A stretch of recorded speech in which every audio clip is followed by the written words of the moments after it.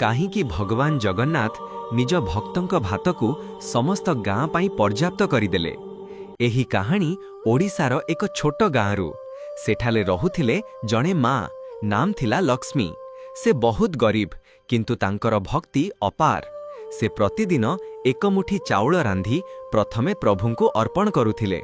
हे प्रभु, एहा तुम पाई। गाँ लोके हसुथिले, निजे खाइबाकु नाही, तथापि भगवान को देउछि। किंतु लक्ष्मी शांत भावे कहुथिले, मो प्रभु मोर भूखकु बुझंती। एक दिन गाँ रे भयंकर दुर्भिक्ष आसिला।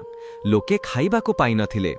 समस्ते लक्ष्मी को कहिले, आजी तुमे मध्य भोग दियनी, निजे खाओ।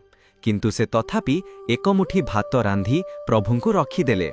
से कांदी कहिले, हे जगन्नाथ, आजी गाँर समस्ते भूखा, मु कौन करिबी। सेही रातिरे अद्भुत घटना घटिला।